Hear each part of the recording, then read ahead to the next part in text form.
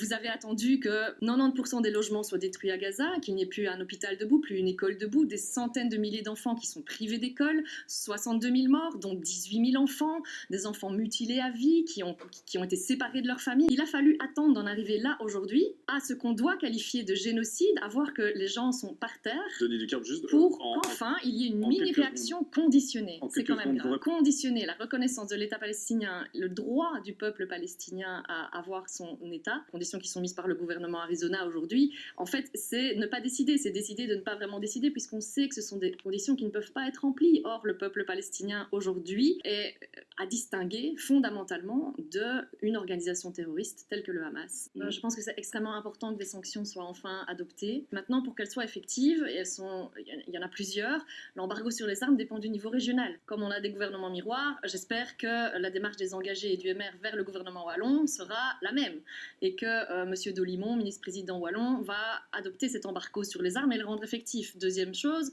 c'est les sanctions à l'égard du gouvernement Netanyahou. C'est une excellente chose que la Belgique agisse.